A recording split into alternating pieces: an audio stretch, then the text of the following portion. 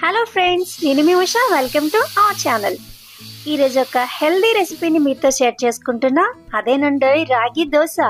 Calcium ఎక్కువగా ఉండే ఈ దోశని ఇన్స్టెంట్ అండ్ క్రిస్పీగా ఎలా చేసుకోవాలో చూసేద్దాం. మరి అంతకంటే ముందు నా ఛానల్ని మీరు ఎవరైనా ఫస్ట్ టైం విజిట్ చేసినట్లయితే నా ఛానల్ని లైక్ చేయండి అండ్ పక్కన ఉన్న బెల్ ఐకాన్ని క్లిక్ చేయండి. ఇంకెందుకు ఆలస్యం, వీడియోలోకి వెళ్ళిపోదాం. ఫస్ట్ ఒక బౌల్ తీసుకొని అందులో 3 గరిటెల రాగి పిండిని వేసుకోవాలి. అలాగే నెక్స్ట్ 1 గరిటె వరిపిండిని యాడ్ చేసుకోవాలి. మీరు దేంతో మెజర్మెంట్ తీసుకుంటే దాంతో 3:1 తీసుకోవాలి.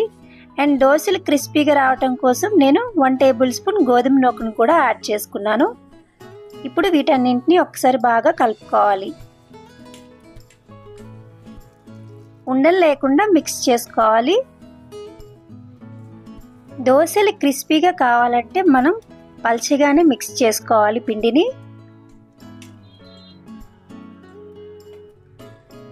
ఇలా మిక్స్ చేసుకుంటే సరిపోతుంది.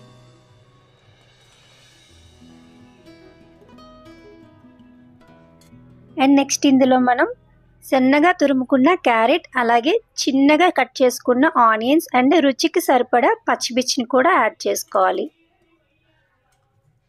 మీరు ఇక్కడ కావాలంటే జింజర్ కూడా యాడ్ చేసుకోవచ్చు, నేనైతే వేయలేదు.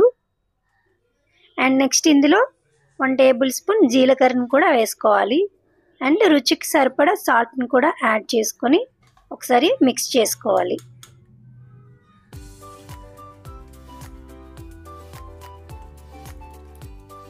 చూడండి, ఇట్లా మిక్స్ చేసుకున్నాం కదా. ఇప్పుడు దీన్ని మూత పెట్టి ఒక 1/2 అవర్ పాటు పక్కన పెట్టుకోవాలి.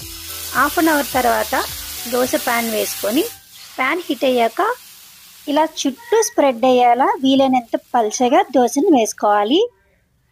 ఫస్ట్ దోశ కదండోయ్, కొంచెం ఇట్లా వచ్చింది. మనం మీడియం ఫ్లేమ్లో పెట్టుకొని దోశను ఫ్రై చేసుకుంటే మంచి క్రిస్పీగా వస్తుంది. టైం ఉంటే ఇట్లా ట్రై చేయండి. నాకైతే దోశ పల్చగా ఉండాలి అండ్ క్రిస్పీగా ఉండాలి. సో నా కోసం ఇలా క్రిస్పీగా చేసుకుంటున్నా. మీరు కూడా ఇంతేనా? కామెంట్ చేయండి. చూసారు కదా ఎంత పల్చగా వస్తున్నాయో. ఇన్స్టెంట్గా మిక్స్ చేసుకున్న మనకి దోశలు ఎంత పర్ఫెక్ట్గా వస్తున్నాయి. అండ్ హెల్త్కి కూడా చాలా మంచిది. వీక్లీ వన్స్ అయినా ఇలా చేసుకోవడానికి ట్రై చేయండి.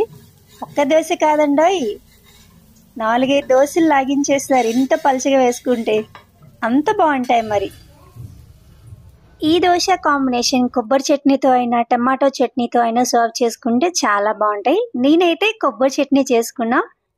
మార్నింగ్ బ్రేక్ఫాస్ట్కి సింపుల్ అండ్ హెల్తీగా ఇలా క్విక్గా అయిపోయే ఇన్స్టెంట్ దోశని ఒకసారి ట్రై చేయండి. మీకు ఎలా వచ్చిందో నాకు కామెంట్ చేయండి. ఈ వీడియో మీకు నచ్చిందా? అయితే నా ఛానల్ని లైక్ చేయండి, షేర్ చేయండి అండ్ సబ్స్క్రైబ్ చేయండి. Thank you for watching. See you on the next video.